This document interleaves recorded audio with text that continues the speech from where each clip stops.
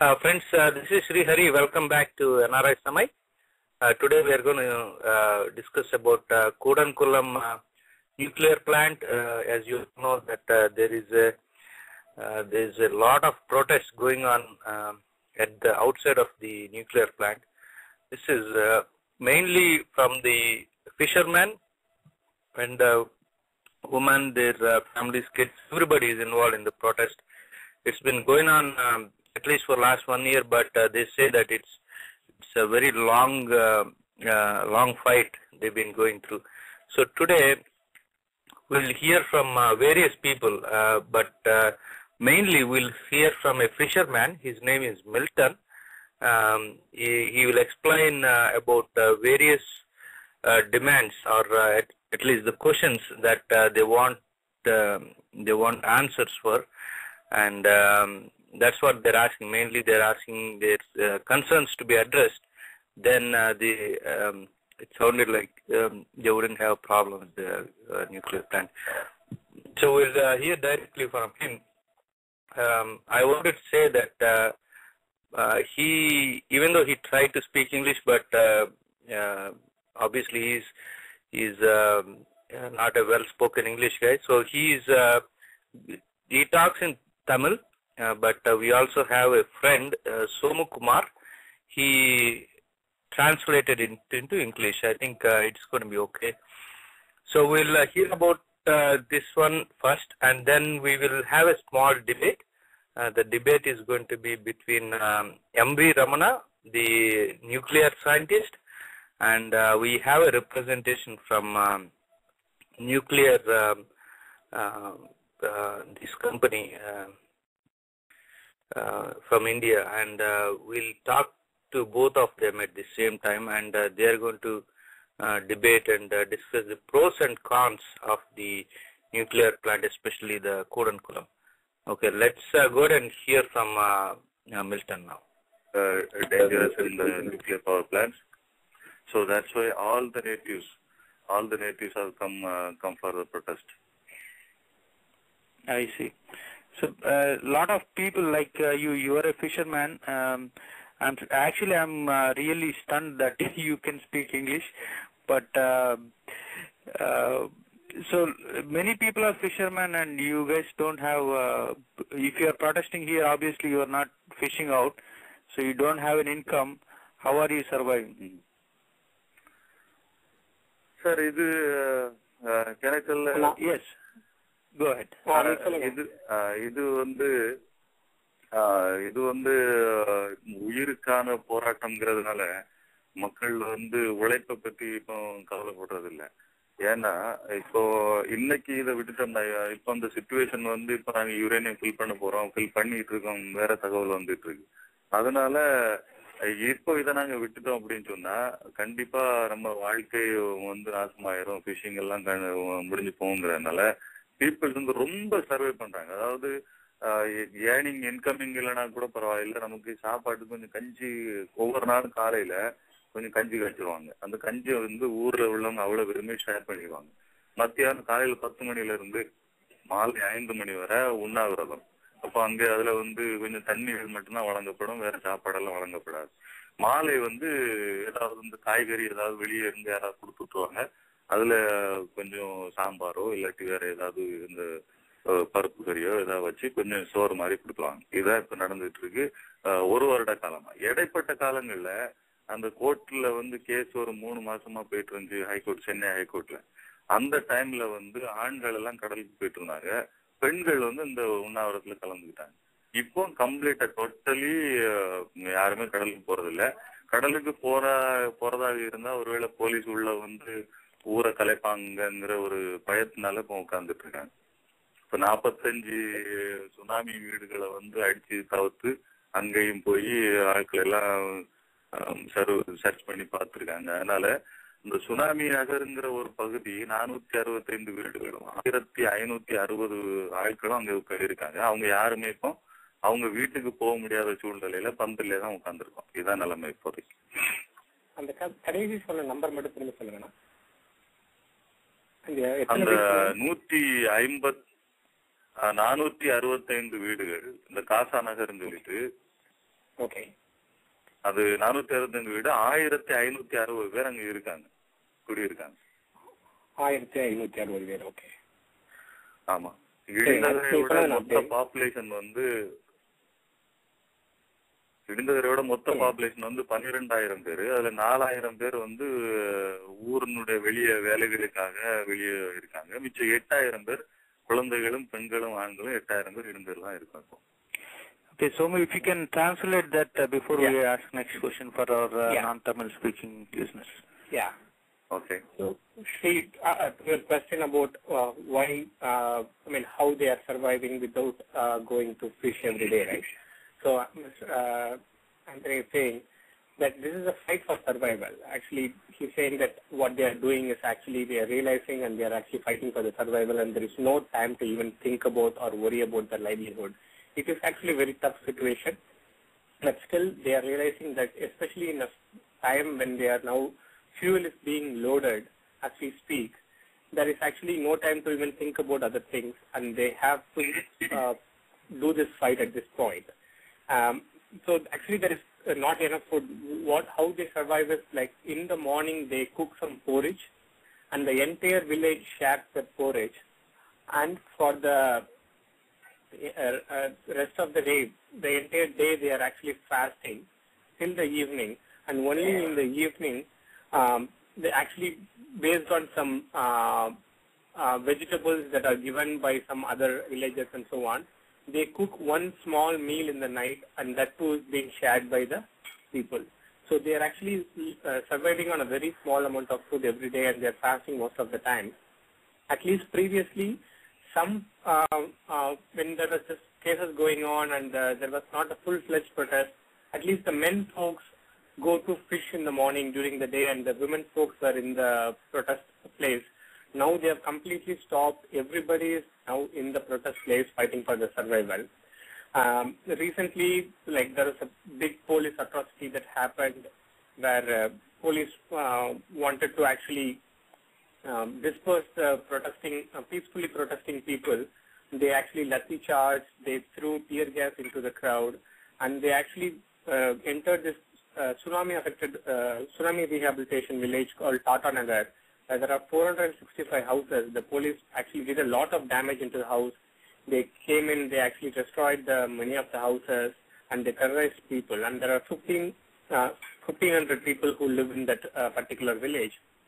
And as far as the entire Idinangarai village is concerned, that village has 12,000 people, and currently there are 4,000 people who are living outside the village, who have moved out and who are living in different places.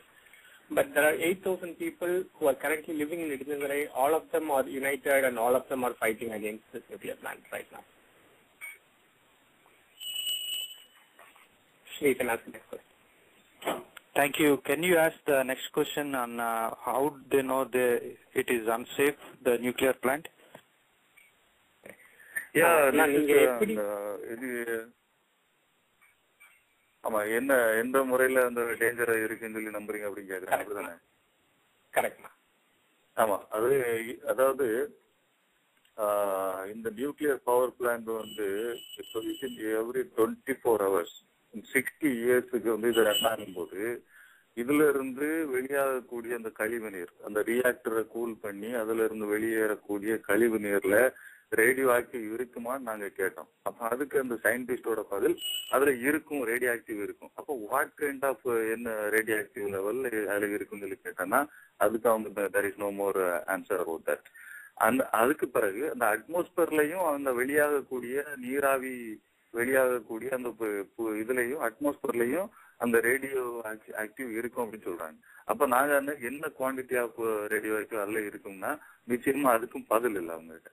So 24 மணி நேரம் 60 வருஷத்துக்கு இந்த radio active water வந்து கடல்ல போகும்போது நிச்சயமா இது இந்த கடல் வந்து ரொம்ப மாசுபடும், மீன்கள் அதை வந்து எடுத்துக்கிறோம்.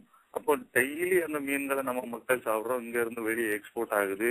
ஸோ பிரவுன்ஸ் எக்ஸ்போர்ட் ஆகுது இங்க இருந்து நிறைய.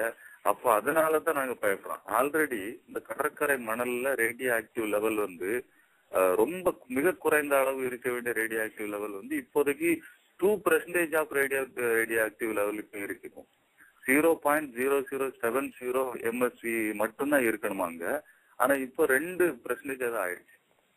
சோ இதுல இருந்து இந்த அணு உலைகளில் இருந்து வர்ற வெளி கழிவு தண்ணீர்ல 1% வந்தால் கூட இந்த 3% வந்து மனித உயிர்கள் வந்து ஏற்றுக்கொள்ளாது. அது வந்து பெரிய பாதிப்புக்குள்ளாதுங்கிறதா எங்களுடைய பயமே. ஒரு 15 வருஷத்துக்கு முன்னாடி நம்ம பகுதியில கடற்கரை மீனவர்களை பாத்தீங்கன்னா மணவாளக்குறிச்சின்னு ஒரு இடம் இருக்கு கன்னியாகுமரி மாவட்டத்துல. அங்க இருந்து தூத்துக்குடி வரையில உள்ள கடற்கரை ஊர்கள்ல பாத்தீங்கன்னா புத்துநோயாளிகளே இருக்க மாட்டாங்க ஒரு 15 வருஷத்துக்கு முன்னாடி. ஆனா இப்போதைக்கு ஒரு ஊருக்குள்ள நீங்க போனீங்கன்னா எப்படி 100 புத்துநோயாளிகளாவது இருப்பாங்க, கேன்சர் பேஷண்ட்ஸ்.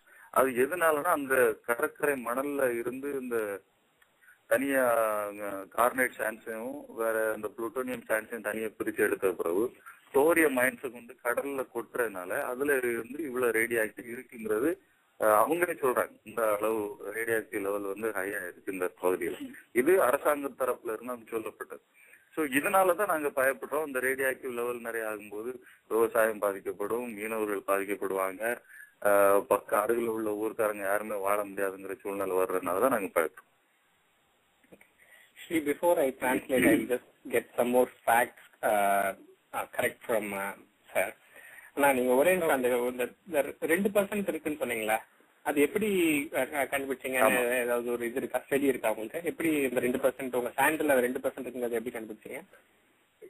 இது வந்து பத்திரிகை செய்திகள்ல வந்து வெளியாகுச்சு. எதுக்குன்னா மணவாளக்குறிச்சியில வந்து இந்த IRS சொல்லி இந்த கருப்பு மணல் தனியா புளுட்டோனியம் மணல் தனியா பிரிச்சு எடுக்கிறாங்க. இங்க தனியார் கம்பெனிகள் சில இது கார்னேட் சான்ஸை பிரிச்சு எடுக்கிறாங்க. இது வந்து பத்திரிகை செய்திகள்ல வெளியானது. சரி, அந்த மணவாளக்குறிச்சியில என்ன சொன்னீங்க? புளூட்டோனியம் பிரிச்சு எடுக்கிறாங்க இந்த சாண்ட்ல இருந்து. அந்த கடற்கரை மணல்ல வந்து 3 விதமான கலர் மணல் இருக்கு. ஒன்னு கருப்பு, ஒன்னு சிகப்பு, ஒன்னு வெள்ளை. இந்த கருப்பு மணல் வந்து புளூட்டோனியம் தாது. அதுக்கு வந்து சென்ட்ரல் கவர்மெண்ட் அதை எடுக்கிறாங்க. எதுக்கு எடுக்கிறாங்க சொல்லி நமக்கு தெரியல. சிவப்பு மணல் வந்து கார்னெட் சான்ஸ், அவங்க தனியார் கம்பெனிகள் அதை எடுக்கிறாங்க, எக்ஸ்போர்ட் பண்றாங்க. வெள்ளை மணல் திரும்ப கடல்ல கொட்டப்படுறதுனால அதுல தோரியம், வெள்ளை மணல் திரும்ப கொட்டப்படுது கடல்ல. அது வந்து தோரியம் மைன்ஸ் அப்படின்னு சொல்றாங்க. அதுல இருந்துதான் ரேடியோ ஆக்டிவ் லெவல் வந்து நிறைய ஹை ஆயிருக்கு அப்படின்னு சொல்லி சொல்றாங்க. See, now I'll translate. So the fear or how they know the thing is, right? Actually, they have a lot of very clear statistics and from historical perspective what has happened in their area.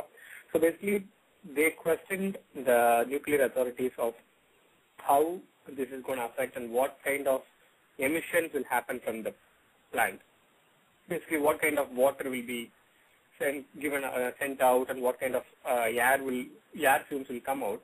So they basically said this water that will be used for coolant and it will be released back into the sea, it will be happening 24 hours for the next 60 years. And they have basically asked what kind of a radioactive material will be present in that water. The authorities have not given a proper answer. They have not answered that question. Similarly, they have asked when you release air, how it affects the atmosphere. Again, what amount of radioactive material will be available there. Again, there is no answer. So basically, the community is worried that if you are going to be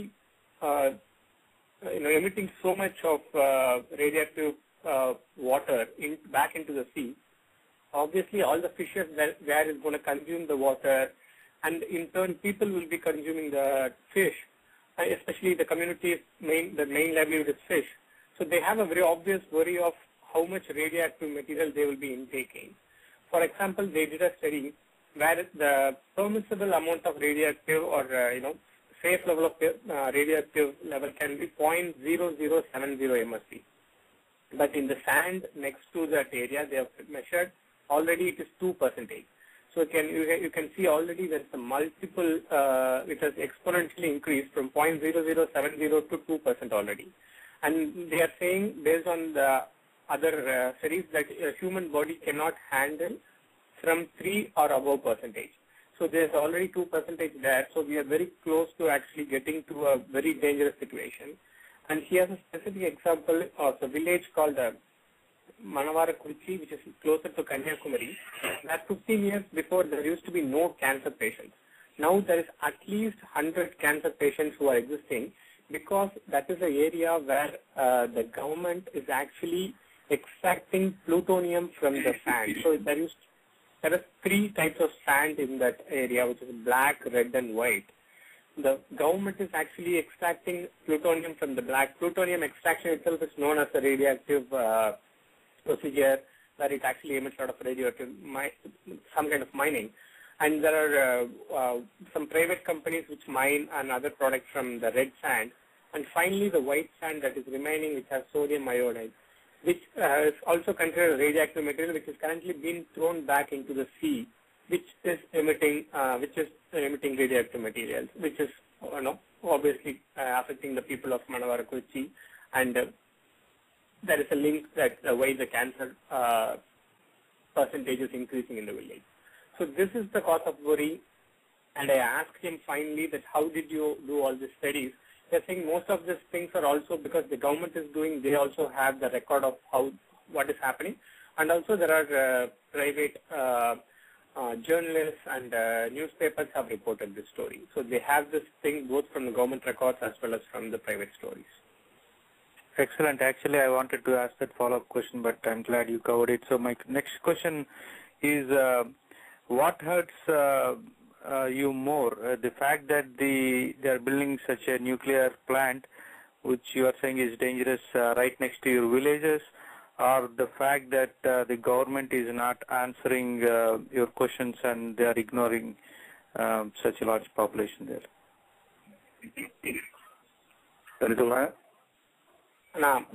உங்களுக்கு எது வந்து ரொம்ப வருத்தமான விஷயமா இருக்கு? உங்களுக்கு உங்க village பக்கத்துல இவ்வளவு பெரிய நியூக்ளியர் பிளான்ட் கட்டுறதா, இல்ல அதோட வருத்தமான விஷயம் கவர்மெண்ட் வந்து உங்களுக்கு நீங்க கேட்கிற கேள்விகளுக்கு பதில் சொல்லாம உங்களோட கன்சர்ன்ஸ மதிக்காம இருக்கிறது வந்து உங்களுக்கு பெரிய கவலையா இருக்கான்னு கேட்கறாரு. ஆமா ஆமா, அதாவது நாங்க என்ன சொல்றோம்னா, இப்போ ஃபைனலா நாங்க என்ன சொல்றோம்னா, ஒரு இவ்வளவு பெரிய பிளான்ட் வந்து வைக்கிறதுக்கு முன்ன அந்த மக்கள்கிட்ட வந்து நாங்க இந்த பிளான்ட் தான் வைக்க போறோம், இந்த நியூக்ளியர் பவர் பிளான்ட் வைக்க போறோம், அப்போ இதுக்கு வந்து மக்கள்கிட்ட வந்து கருத்து கணிப்பு கேட்டிருக்கணும். அதை பத்தி எந்த தகவலுமே இவங்க கேட்கவும் இல்லை. ஆல்ரெடி இவங்க வந்து அவங்க பாட்டு பண்ணிட்டு இருக்காங்க. இந்த சைட் எவாலுவேஷன் ரிப்போர்ட்டாவது நீங்க எங்களுக்கு தாங்க, நீங்க இது சைட் ஒழுங்கான சைட் செலக்ட் பண்ணிருக்கலாம்னு சொல்லி கேட்டோம். அதுக்கும் அவங்க தகவல் தரையில.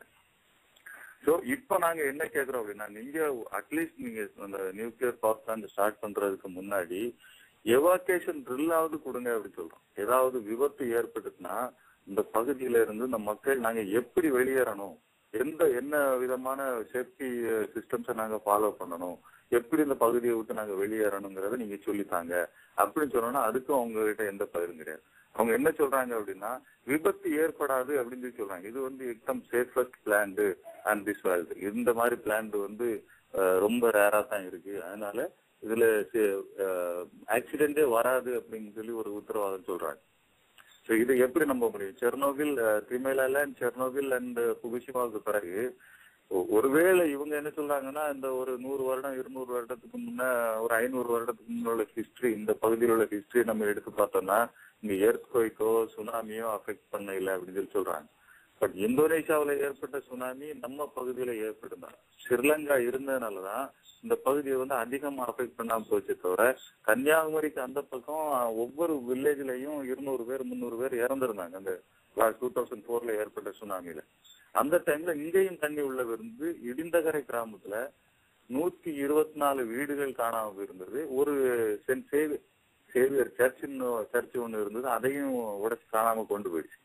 சோ இப்படிப்பட்ட சூழ்நிலையில நாங்க என்ன சொல்றோம்னா, மக்களுக்கு தேவையான பாதுகாப்பு நடவடிக்கைகள் நீங்க என்ன பண்ணணும் அப்படின்னு சொன்னா, இங்க எங்களுக்கு பாதுகாப்பை பத்தி சொல்லித்தாங்க அப்படின்னு கேக்குறோம். இப்போ சாதாரணமா பாத்தீங்கன்னா இந்த ஊருக்குள்ள வர்றதுக்கு ஒழுங்கான ரோடுகள், சாலை வசதிகளே கிடையாது. எந்த வீட்லயுமே வண்டி வசதிகள் கிடையாது. 2 வீலர்ஸ் வந்து கொஞ்சம் பேர் தான் யூஸ் பண்றாங்க. 1 or 2 or 3 மக்கள் வந்து கொஞ்சம் அந்த வண்டிகள் வச்சிருக்காங்க. அப்ப இந்த மக்கள் 8000 பேரையும் இந்த குழந்தைகளையும் குட்டிகளையும் கூட்டிட்டு இந்த ஊரை விட்டு நாங்க எங்க போகணும், ஒருவேளை நான் ஏதாவது நடந்தா நாங்க எங்க போய் இருக்கணுங்கிறதான் இப்போதைக்கு எங்களுடைய கேள்வி. அதை கூட இந்த அரசாங்கம் நம்ம எங்களுக்கு சொல்ல மாட்டேங்குது. பேரிடர் பயிற்சின்னு ஒண்ணு கொடுக்குறாங்க. அவங்க என்ன செய்யறாங்க அப்படின்னா, நக்கநேரின்னு ஒரு கிராமம், இங்கே ஒரு பக்கத்துல ஒரு 7 கிலோமீட்டர் சுற்றளவுல உள்ள ஒரு கிராமத்துல போய் அங்க போய் நின்றுட்டு பாக்குறாங்க சாலையில பார்த்துட்டு சரி நாங்க இந்த ஊர்ல ரோடு நல்லா இருக்கான்னு பார்க்க வந்தோம் அப்படின்னு சொல்லிட்டு போயிடுறாங்க. பட் ரிப்போர்ட் நாங்க பேரிடர் பயிற்சி கொடுத்துட்டோம் அப்படின்னு சொல்லி காட்டுறாங்க. இப்படிப்பட்ட ஒரு சூழ்நிலையில நாங்க இருக்கோம். ஓகேண்ணா, திரும்ப சொல்லிடுறேன். Okay. So, to answer the question, right? So, the thing is that they are actually extremely distressed that the whole history of how the plant came about and the whole thing of a nuclear plant in the Idinangara village itself is a series of disappointment and deceiving. For example, when before a government built such a huge nuclear plant, there was no public opinion meetings or actually going around and telling people what is coming here. The government decided that they're going to build a nuclear plant and they just did it. There was no questions asked, not even informed people. People were not properly informed what the plant is coming there and when it is going to be operational, not letting them fully understand the impact of having a nuclear plant.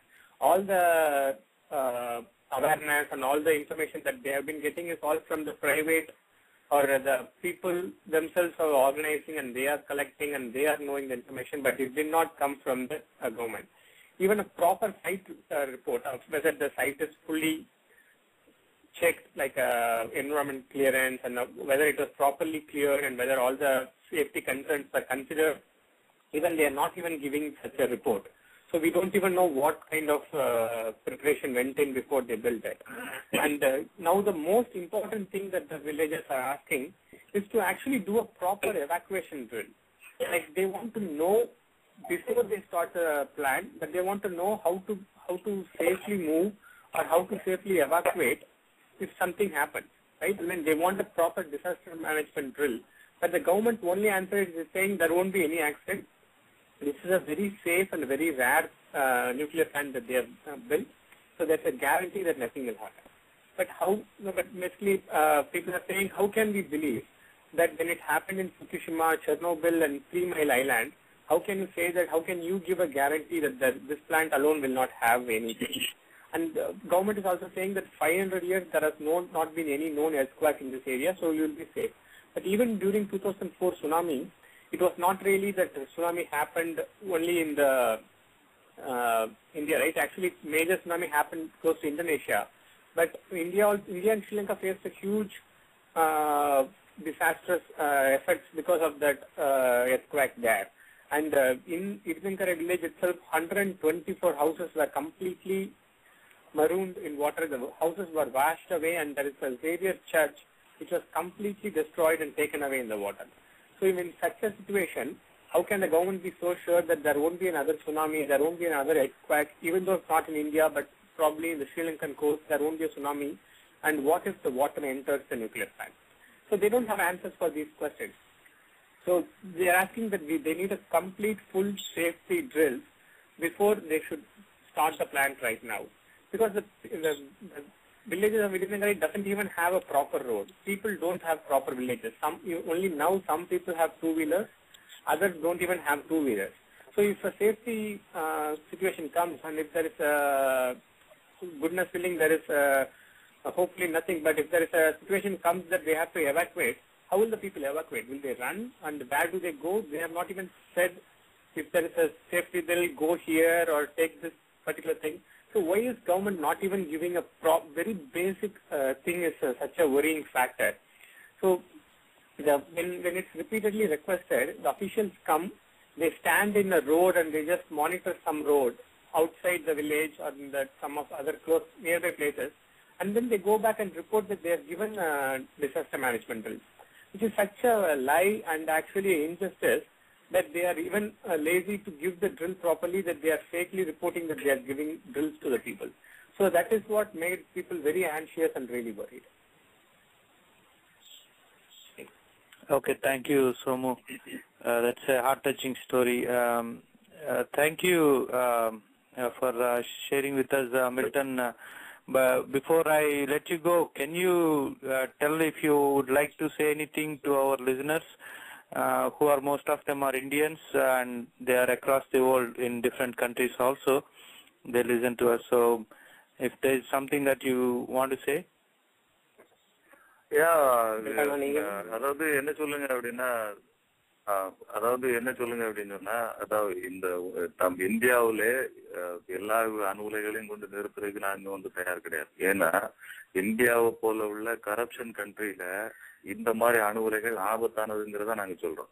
மனித தவறுகளால நடக்கிற விபத்துகள் இந்தியாவில ஏராளம். இப்போ சிவகாசி பட்டாசு வெடிப்பு கூட இப்ப என்ன சொல்றாங்க, விபத்து நடந்ததுக்கு பிறகு குற்றஞ்சாட்டுறதை விட விபத்துக்கு முன்னாடி இந்த மாதிரி அணு உலைகளை வந்து தவிர்த்துட்டு ஆபத்தான விஷயங்களை தவிர்த்துட்டு சேஃபஸ்டா நம்ம நியூக்ளியர் எனர்ஜி வந்து எடுக்கிறது எப்படிங்கிறத பார்க்கணும். நாங்க இப்ப என்ன சொல்றோம்னா, நாங்க நிச்சயமா நாட்டினுடைய வளர்ச்சிக்கு அங்க எதிரானவர்கள் அல்ல. நிச்சயமா மின்சாரம் தேவை. கண்டிப்பா அது சேஃபான வழியில எப்படி தயாரிக்கிறதுன்னு பார்க்கலாம். இப்போ கோல்ல கூட கொஞ்சம் பிரச்சனைகள் இருக்கு. ஆனா அது வந்து இந்த கேன்சர் போல உள்ள நோய்களை தராது. அது இந்த டிபி போல உள்ள நோய்களை தந்துடும். ஸோ இது கோல்ல இருந்து கூட நம்ம எடுக்கலாம். காற்றாடியில இருந்து ஆல்ரெடி மின்சாரம் எடுத்துட்டு இருக்கோம். ஏன் சோலாரை பயன்படுத்தக்கூடாது, ஏன் டைட்டல் ரேஸை பயன்படுத்தக்கூடாதுங்கிறது தான் நம்ம எங்களுக்கு தெரியுது. சேஃபஸ்டா மின்சாரம் தயாரிப்போம், நாட்டு மக்களை வந்து நல்ல வழியில பயன்படுத்துங்கிறது தான் எங்களுடைய இது. இப்படி கரப்ஷன் கண்ட்ரியில இப்ப ஆல்ரெடி 2001 இங்க லோக்கல் எம்எல்ஏ ஒரு கம்ப்ளைண்ட் பண்ணாரு இந்த டிஸ்ட்ரிக்ட் கலெக்டருக்கு. கடல் மண்ணை கொண்டு இந்த பில்டிங் வந்து கன்ஸ்ட்ரக்ஷன் பண்ணிட்டு இருக்காங்க, நீங்க போய் ஆய்வு பண்ணுங்க அப்படின்னு சொல்லி சொன்னாங்க. அதுக்கு பிறகு அதுக்கு எந்த ஒரு குழு அமைச்சியோ வேற எதுவுமே பார்க்கல. அதனாலதான் நாங்க பயப்படுறோம். இதனுடைய கட்டுமானமே சரியில்லாத போது இந்த மாதிரி விபத்துகள் ஏற்பட்டுங்கிறனால சொல்றோம். 25,000 வருடத்துக்கு இந்த உலகத்தை வந்து இந்த பகுதியை வந்து ஆள் இல்லாத பகுதியை ஆக்குறதும், இதனுடைய கழிவுகளை கூடங்குளத்திலேயே டம்ப் பண்ண போறேன்னு சொல்றதும் வந்து அபாண்டமான ஒரு இது ஏற்றுக்கொள்ள முடியாத ஒரு விஷயம். அதனால மக்களுக்கு சொல்லுங்க, இந்த படுற மக்களுடைய வேதனை கரெக்டானது. இந்த மக்கள் வந்து தன்னுடைய நியாயத்துக்காக தான் போராடுறாங்கிறத இந்த உலகத்துக்கு சொல்லுங்க.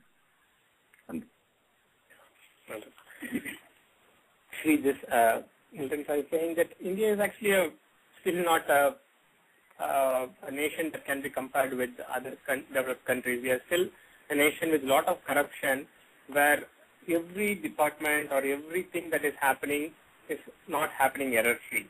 With such a situation, how can we actually build such a nuclear plant and hope that this alone it will be actually built without any issues or any corruption? For example, they are saying that they are not just against nuclear plant in their area, they are against nuclear plants in anywhere, which would actually become a danger to the people of India. So, a lot of accidents that happen in India are man-made. It is not a natural thing. For example, the recent Sivagasi blast that happened in a local firecracker producing plant, close to 40 people died. And that is mainly because of a bureaucratic corruption, where they didn't properly close a shop which shouldn't have been doing that kind of very dangerous production of firecrackers, which resulted in 40 people dying. So when there is corruption there, and how can you actually trust the same bureaucrats to govern or monitor the nuclear plant, which actually something bad happens, its devastating effect could be probably million times worse than what happened in Sivagasi. Right? So we actually have to be very careful. So especially the thing that they are advocating is like, why can't we prevent a disaster before it happens, rather than actually worrying about it and then doing something after such a thing happens? Because nuclear thing, you can't let a disaster happen first and then question later. We have to question first. And especially while there are other safe ways of producing electricity, including solar, wind and coal, what is such a big necessity to actually say only we will do nuclear plants, while the same electricity, same thing can come from other sources if we invest properly and if we do properly. So they advocate, they understand power is important. They are very clearly saying they are not against the development of the country. They are for development of the country. But they are only saying it has to be done in a safe way without endangering any people. So, for example, one of the things he quoted is that the local MLA even reported to the collector that they are using the sea sand for the construction of the nuclear plant, which is not supposed to happen. Sea sand is not considered one of the safe material ingredients of this building thing, but it has happened. They have reported and they feel that there was no action taken or nothing happened even during this thing. how can you actually build a nuclear plant with some material which is not safe? So these are the things that make them really worried and hasty about the whole process of governance which is going to manage this thing. And also finally, they are actually going to be dumping the waste of this thing in Kudankulam itself. It is going to be there, remain there forever, and it's going to be emitting radioactive materials for a very long time. How can the entire country think that it is okay? How can people of Kudankulam can be suffering for many more decades to come for the production of power? So they are requesting that people of India and other places understand that the people who are protesting for Kudankulam are actually protesting for their lives and livelihoods, and they have a very valid reason to protest. And they are actually requesting that people understand and support them. Okay, thank you.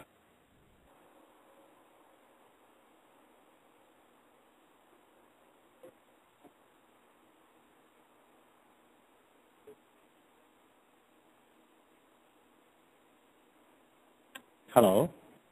Yes, this is Ramana. Hello. Hello. Yes, this is Ramana. Yes. I was asked to join the call. I'm calling from Princeton. This is Ratan Manilal, yes. Suresh had asked me to be on the call as one of the speakers, as one of the guests. Yes, sir. Can you both hear me now? Yeah, this is Ramana. I can hear you. Okay, great. We're going to start. We'll listen to the fisherman with the concern that he posted. So Ramana is the nuclear physicist, and he has similar concerns. I think he can empathize with the fisherman, and we'll also go into technical because Ramana is an expert in this field. We have Ratan who has been coordinating the media for the NCPIL. Is that right, Ratanji? I had been associated with the Nuclear Power Corporation as their media facilitator, but let me clarify that I'm not a spokesman for the company. Yes, sir. Yes, sir. But okay, and we are very happy that you are able to join us, because what we were looking for is somebody who can talk about the pros also, not only cons, and we don't assume that you are representing NCPIL today. So the question to you, sir, to begin with, Ratanji, you listened to the fisherman. I think most of you missed first few minutes, but you listened to most of his concerns. Could you tell us whether you can relate to these concerns? Do you think they are genuine, they should be concerned, or do you think they are misinformed? See, first of all, setting up of any nuclear plant, or for that matter, any big plant anywhere, involves a lot of work. It involves a lot of groundwork right from acquisition of land to construction and so on and so forth. And quite naturally, there could be some people in every region who would be either displaced or who would be affected by the plant. So it is quite natural for some people to have grievances of several kinds. And in the case of this Kudankulam nuclear plant also, the concerns of the people there as regards safety and the accident preparedness and the disaster management, etc., could be genuine in the sense that they do not know how such things have been handled in India.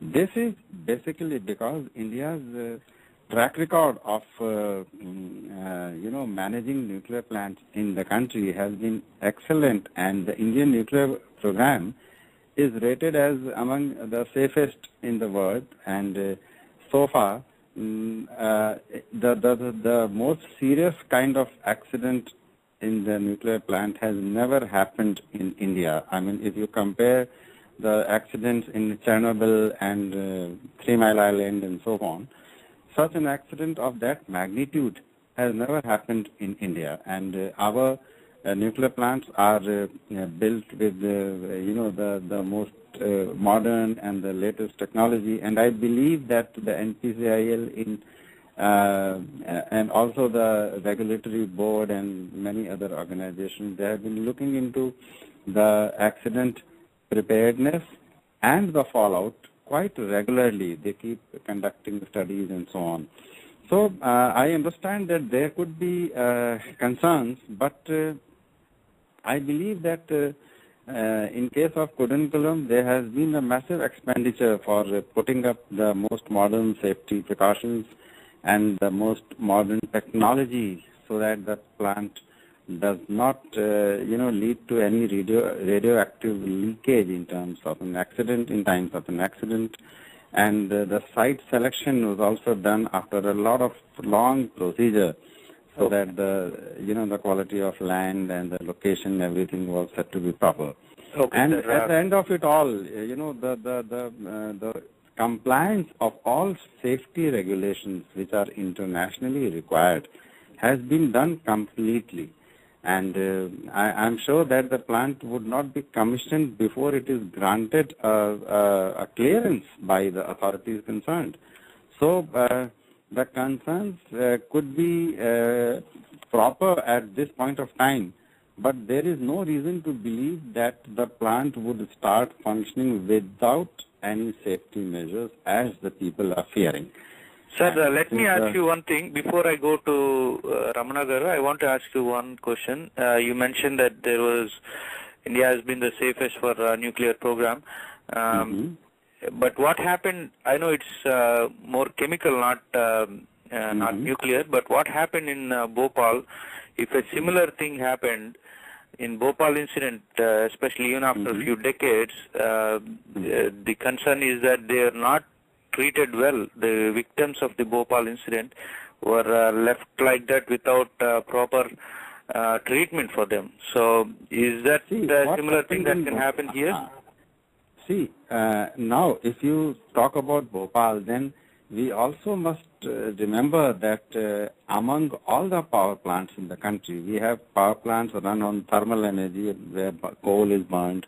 We have oil-based power plants. We have so many power plants running in the country. But so far, fortunately, no accident has happened. Since Bhopal happened in India, so, such an accident could have happened anywhere. It doesn't mean that we should, stay away from setting up big plants just because one major accident has happened. I believe that Bhopal accident, of course, there have been inquiries and investigations and so on, but human error is one thing and technical error in the construction of the plant is quite another. Human error is something that can happen anywhere in any plant. The most foolproof plant in the world can have human error. So for that, nobody can give a guarantee any time. But I believe that if the most modern and the most tight safety precautions are kept in place, then probably we can hope that nothing will happen. And since our accident prevention record has been good, so let's hope that nothing of that sort will happen. But yes, I agree that in terms of the energy shortage scenario in the country, we do need power plants which could produce energy from nuclear energy and so on, and we have been facing a severe energy crunch in the country, severe shortage of electricity. So I believe that with proper precautions and safety measures in place, energy production is a priority which has to be addressed. Okay, excellent, sir. I want to ask Ramanagaru, as Ratanji is saying, we should hope for the best and maybe there won't be any accident. Is that enough, or is there a reason that we should be concerned about the Kudankulam nuclear plant? Well, thank you first for giving me this opportunity to talk. I'd like to say one thing. I think I agree with Ratanji that we should hope for the best, but that is exactly what they can do. The point is, you cannot give a guarantee that there is going to be no nuclear accident, all right? And the best that the Department of Atomic Energy or Nuclear Power Corporation of India can do is to hope and pray that there is no accident. That's the best they can do. And the reason I say this is for two reasons, for two factors. The first is that the statement about we have had no accident so far carries no weight. Before Fukushima, Japan had no accident. Does that mean that the Japanese plants were safe? Obviously not. We now know that there were huge problems. Now, in the case of the Indian nuclear record, there have been lots of small accidents. There was a serious fire in the Narora reactor. There has been flooding of Kakrapa reactors. All kinds of problems have occurred. In the Kaiga reactor, when they were building it, the whole containment dome came crashing down because of changes in design and probably poor quality material. All right? So these are not this is not a record that the Nuclear Power Corporation actually has any reason to be proud about. Right? There is no agency in the world which actually rates countries as safer, more safe, less safe, and so on. Right? There is so there is notion that India has the safest record has again no basis. The second issue is that there is a difference between other kinds of power production, whether it be a wind or whether it be coal or whether it be natural gas or oil, and nuclear power plants. And the difference is what is the scale of the disaster should an accident occur. And both Chernobyl and Fukushima and so on are testimony to the fact that when an accident happens in a nuclear power plant, the effects can be disastrous, can be catastrophic. And that those effects are not just localized to the place where the plant is, but it can spread quite far away and it can last for a very long time. Right?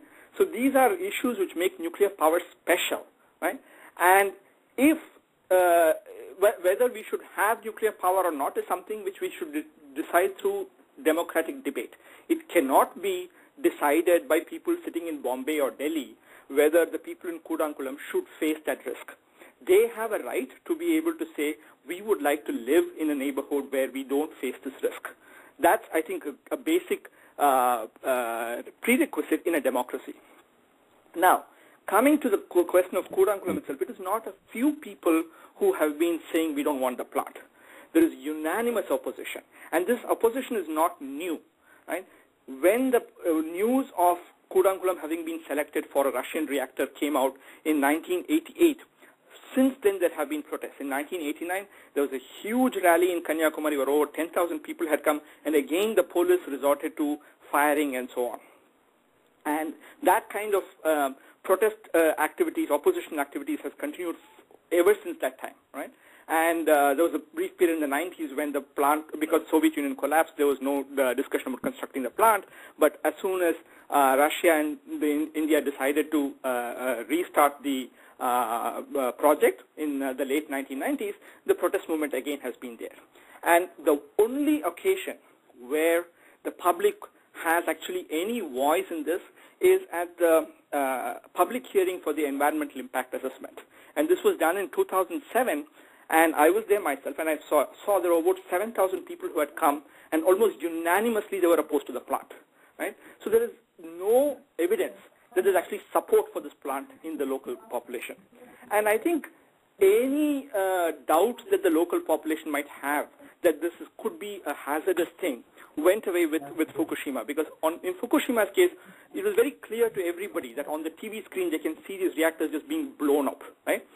Claiming that somehow this reactor is different from that and so on really has no merit, because there are factors which are common to all reactors which cause them to be susceptible to accidents. All of them contain high amounts of radioactive material. They are under high pressure, high temperature. These are very complex systems, strongly interacting with each other, and things can escalate very quickly out of control, right? So these are basic structural factors which are common to all nuclear reactors and makes them all to some extent susceptible. Now, you could have reactors which are slightly safer, less safer, but there is no reactor which you can give a 100% guarantee that it's not happening. And the best proof that nobody can give you this guarantee, despite the fact that all Atomic Energy Commission chairmen and so on will say, there's zero chance of zero probability of accidents happening and so on, is the fact that when the Russian company Atomstroyexport is signing this contract with India, they refuse to take the liability for an accident, right? If they were so confident that the accident cannot happen, they should say, well, if an accident happens, we will take complete financial liability for all compensation, right? That's not happening. Why are they not happening? Because they cannot give a 100% guarantee, right?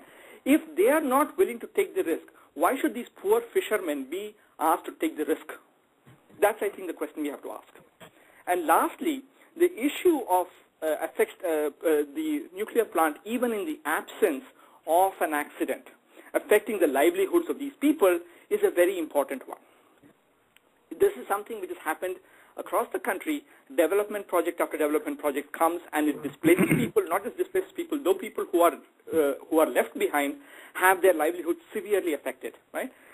Fishermen near Kalpakam, for example, have complained that the fish catch has gone down, B, the local population doesn't want to buy the fish because they think it is going to be radioactively contaminated. Now, the fact is, whether or not it is actually radioactive contamination, the fishermen do feel a real economic suffering because they have to actually now go to all the way to Chennai, which is about 80 kilometers away, to sell their fish because there nobody knows where they have come from, so they will buy the fish, but the local population doesn't buy the fish, right? Now, whether or not the radioactive contamination is real, the impact on their livelihood is absolutely real. So there is a clear reason why they oppose these projects. Now, are we going to take their concerns seriously, or are you going to kind of say, well, I need my electricity because I want to run my air conditioning plant, I want to run all kinds of other things, and therefore, these people have to face the risk, they have to face the impact. Sir Ramana Garu, that's a very good point for me to segue into my next question to Ratanji. Ratan, you heard from Ramana. You can respond to that, but also I want to ask if you can tell at a bigger picture what is the benefit, or why do we need the nuclear plant, and why can't we go to a different method of electricity power generation? See, I will answer it quickly. One thing is that production of energy through thermal plants leads to a massive damage to the environment. Coal has to be mined. Then the coal firing plants, give out a lot of ash and gases and heat and so on. So, the area around a coal mine and the area around a thermal power plant is not, is highly affected as far as the environment is concerned. So, and India has been, experimenting with all kinds of energy production programs, because the need for electricity has been rising steadily. So nuclear power plant is just a small part of the overall energy picture in India. And since we cannot go on increasing the share of thermal power only, so the share of nuclear energy also has to be, has to be increased, because the production of energy through hydroelectric cannot go up very far. The production of energy through wind and solar also cannot go up very far. So the production of energy through nuclear plants also has to go up by a certain extent. It cannot become, say, 50% or 80% of the total energy requirement. It is, I think, 2 or 3% at the moment. So it has to be a small part of the overall energy requirement. And it seems to be the best combination when you weigh it in terms of damage to the environment. So that's probably why it's being promoted. And yes, I agree that the concerns of the local people, the concerns regarding the safety and security, and the concerns regarding the future eventuality of a possible accident have to be addressed by the people who are behind this program. And I'm sure nothing rash will be done by any of the sides. Thank you. Okay, excellent, sir. Let me ask you, Ramana.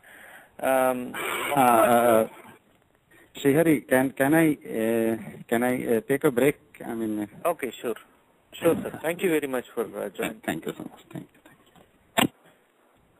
you. Mohammad Asifuddin, he is asking, why are we not looking at the solar power generation? Germany is using it. definitely the technology has been upgraded, but the safe option of solar power is there, and we can learn a lot from Germany and Gujarat, and it's in abundance. A lot of people make this kind of comparison. Also, they talk about the power from wind power, or they talk about the ocean currents and the power that can be generated from them. So, do you think these are comparable? Because the way we understand about a nuclear plant is it can generate a lot, lots and lots of power. So, where do India have at this point other alternatives, Ramnathji? Yeah, so I think the first thing to remember is, I think what Ratanji said is an important thing. Nuclear power constitutes about 2% of the electricity capacity in the country. 2% is a small amount, all right? So in some sense, trying to say, we cannot do without the 2% is, I think, a little, it's not justified, all right? We know, for example, that there is huge amount of electricity loss, which can be cut quite a bit, and lots of things can be done, right? The point is not to say whether can we replace nuclear power or not. I think that the possibility of replacing it is fairly obvious, but the issue really is should we expand it in to a large extent or not? And the second question is, what does it come at the cost of? So I think the thing to note is that if you look at the budgets, that gives you a good sense of what kind of emphasis the government gives, right? So the budgets, if you look at for the Department of Atomic Energy and so on, are much larger than let's say renewable energy, right? And yet if you look at the capacities of wind and solar and so on, wind especially has grown dramatically in the last decade or so, right? And because of that, what happened was much of the I think the emphasis of the government for decades has been on pushing nuclear power, which has really not contributed a lot to our electricity requirements, whereas the government sort of fairly late support for renewables has actually boosted the capacity of renewables much faster. So I think that gives you some sense. This is not to say, renewables are going to be the answer or not, and that's something we have to decide, because renewables have their own costs. They probably may have produced electricity which is higher in cost. They may also be, they are also sort of intermittent sources in the sense that you have to wait for the wind to blow or the sun to shine. So in the absence of these things happening, you may have to have backup storage or some kind of having multiple different sources of power so that something else can step in when when the renewables don't come. So there are issues with renewables. So it's not necessarily they're the panacea, but they certainly have a couple of advantages. One is that in terms of the environmental consequences that Ratanji talked about, they are much cleaner, right? And just as coal has a whole lot of environmental bad impacts, and therefore there's no real case being made by anybody for expanding on coal. And yet I'd like to note one thing, that whenever people talk about nuclear power and in support of nuclear power, and they say, oh, coal is so dirty and so on, nobody is calling for the stoppage, the cessation of all coal power production, right? So if you're really concerned about climate change or the local pollution due to coal power plants or coal mining or so on, then the logical thing would be to say, okay, let's stop mining coal, let's stop burning coal to produce electricity. They're not saying that. All they're saying is, well, this is there, but you have to keep continuing that, but please give us more money to build nuclear power plants. So that's, I think, the argument that's sort of being made. Okay, thank you, sir. Yeah. So one of the concerns the fishermen raised is that there is a rise in cancer in the nearby villages. One thing. Second thing is that the permissible radio activity material, nuclear radioactive material in the sands outside of the plant is He mentioned 0.007, but it's almost 2%. Do you think these can be attributed to how the livelihood is going to be affected? Do you think there's a truth to these claims? Well, the Kudankulam plant has not yet been commissioned, so I would not say that there is any reason to think that if there is an increase in sort of let's say rates of cancer and so on, that they should be attributed to the Kudankulam reactor. That's not justifiable. However, there have been epidemiological studies both in India and around the world which suggest that there are higher rates of certain kinds of cancers and birth defects and so on. These are, I think, many of them are good epidemiological studies. As a scientist, I look at whether you can justify the conclusion. And the conclusion is there is something going on in these plants which seems to be having these impacts in terms of increased cancer rates and so on. They are not dramatic increases. They are not like you're going to, kill, 75% of the people or something of that sort. They are small increases, but nevertheless they are real increases. So I think that the third thing which I should say is on the beach sand question, there are sets of regions in India which have high levels of background radiation. These are especially in the coasts of Tamil Nadu and Kerala, in the southern tip.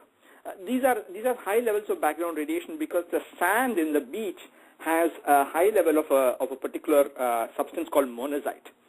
And so there have been for many years, at least 3 or 4 decades now, there have been studies on what has been the impact of this high level of radiation on the people who live there. Now the interesting thing is that these studies have been carried out by both people who are associated with the Department of Atomic Energy, either directly being employees of the department or people who got grants from the Department of Atomic Energy, as well as people who are independent of the DAE, all right? And the difference between the studies is very stark. Practically every independent study shows that there is an increased impact on the people. So some studies might show that there are higher levels of Down syndrome among children there. Some studies might show higher levels of cancer. Some studies show higher levels of DNA and mitochondrial mutations, all kinds of things at the subcellular level, things of that sort. And every DAE-funded study says, oh, there is no impact, all right? And so there is a kind of reason to think that when you have studies which are funded by an organization which seeks to show that radiation is not harmful to people, that they will find those kind of results, right? This is basically bias on the part. Now, you can't sort of say exactly bias in a open way because you can't prove it, but it's the contrast between these kind of studies is very striking.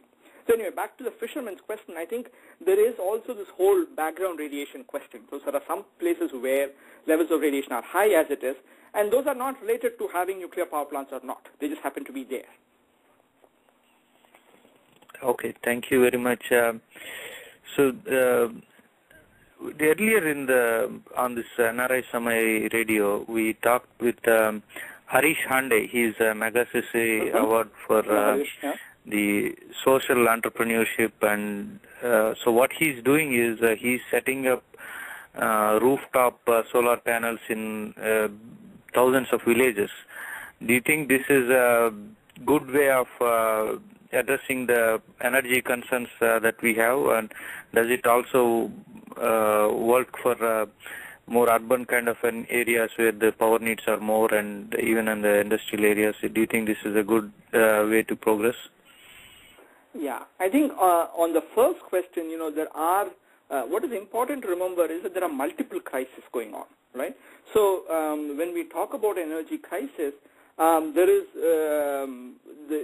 a large fraction of the Indian population which has no access to electricity, all right? Now, the absence of access could be due to 2 factors. One is you're in a remote place because therefore you don't have wires, the grid running up to your village or your hamlet or whatever it is.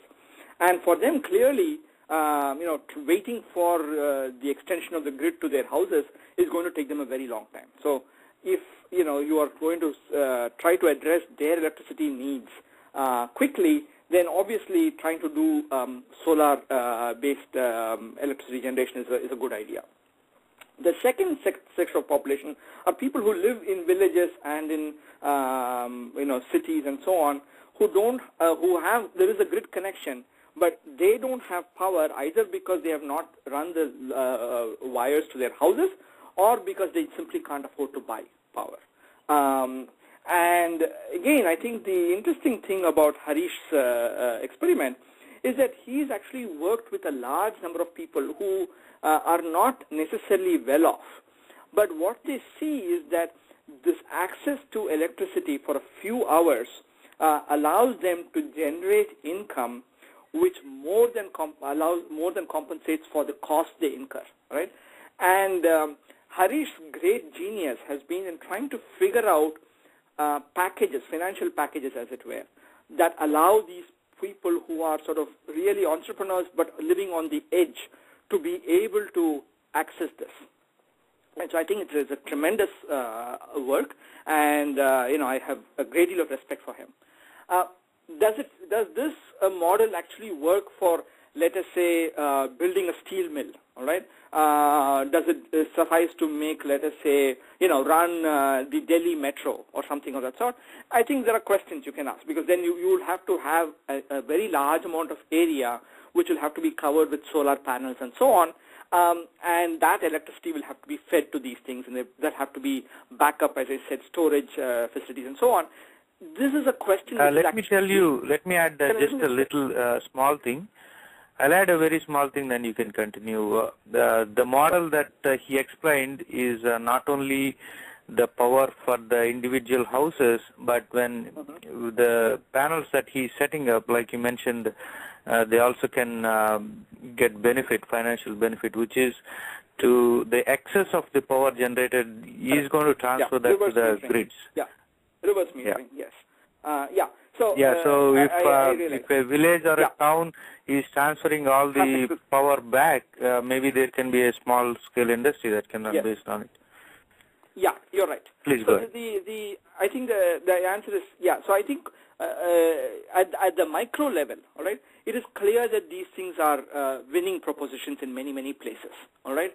And essentially what needs to be done is to find a way by which you can find some kind of a financial package through which people can buy these things, put it on their roofs, and then have to be able to pay the payments for it and so on and so forth.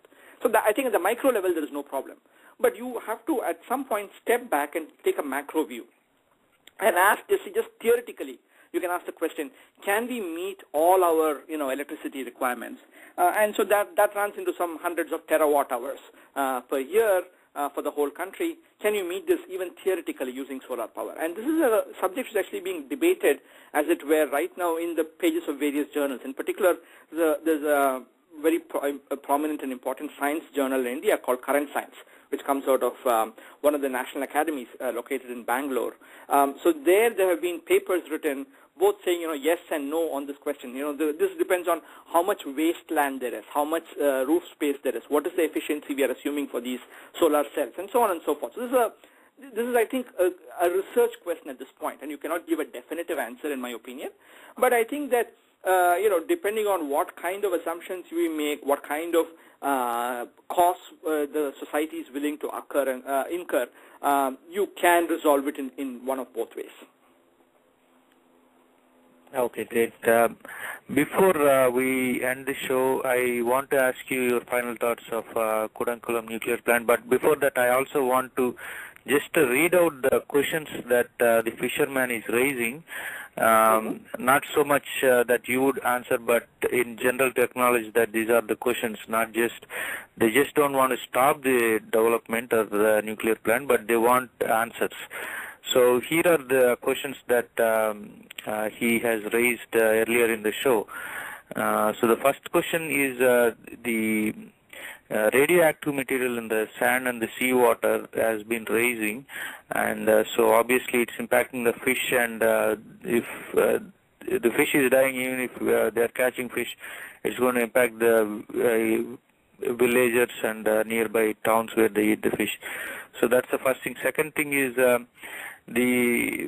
that they got the information from the from the private reports and from of the government reports, but nobody took the public opinion or no proper communication about the impacts of the nuclear plant. So where is the communication is the second question. Third, he's asking when Fukushima and Chernobyl has such an accident, how can you say there won't be any accident in the Kudankulam? And the next one is, okay, the government is saying this is there's not going to be any earthquake here, but he's saying what if there's a tsunami and that's going to damage the nuclear plant? Then he's asking, suppose in case of an accident and they are asked to evacuate the area, they don't even have proper roads. How are they going to evacuate? Are they going to keep running, or what is the source?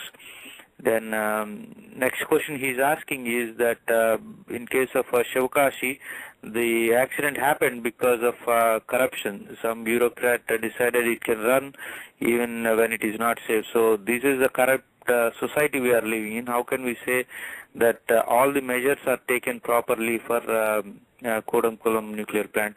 And the last but one is, where is the government going to dump this nuclear waste? Right now it is said that they are going to dump in Kudankulam itself, which is even more dangerous for them. And the last question is, who is taking the liability of this? In fact, even Prime Minister was asking the same thing.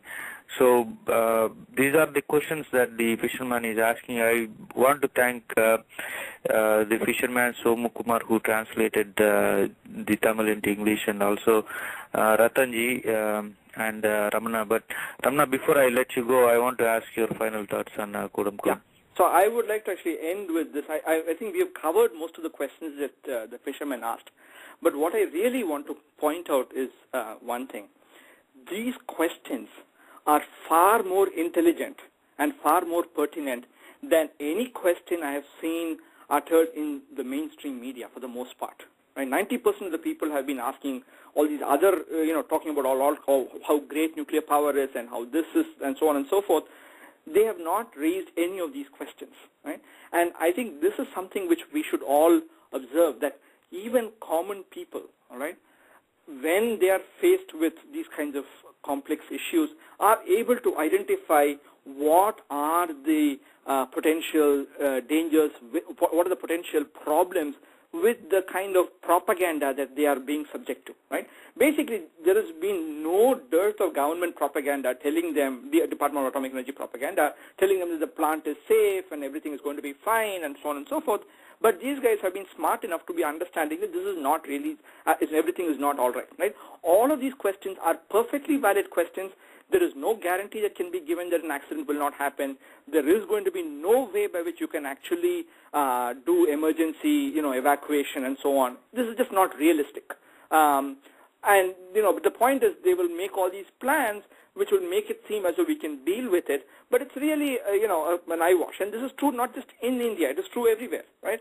Japan had huge difficulty trying to evacuate people from Fukushima, right? In the United States, for example, they were trying to commission a plant in Long Island, in New York, in the 1980s. And, they just kind of looked at, can you actually evacuate Long Island in the event of a nuclear emergency? And the answer was no. I mean, this is realistically, it's not possible, right? And so eventually they just decided to cancel that plant and convert it into a gas-based plant. So these are all, back to the point, I think the questions that this fisherman is asking are excellent questions, and I don't think any real serious answers have been provided to them. In the absence of that, how can anybody claim that their concerns have been met? Their concerns have not been met, despite the fact that all kinds of expert committees and government officials have been saying, oh, we have met them, we have explained everything to them, their concerns have been met. They have not. Right? And so in that sense, this project is clearly an undemocratic project. It's going against the wishes of them without addressing their concerns. And it is clear that their concerns cannot be addressed in this case, because some of these things are real, right? There is going to be the potential accidents, and what you basically tell them is, you take the risk, right? Because we need the electricity. Okay, thank you very much, sir. I want to remind listeners to go to nrisummit.com/live and post your thoughts on this in the chat window. So thank you very much, Ramnagar, for spending your valuable time and explaining. It has been I was really happy to see these questions, and I'm happy to see that you're actually transmitting these questions from this common fisherman to this audience here. Thank you again. Thank you, sir. Audience.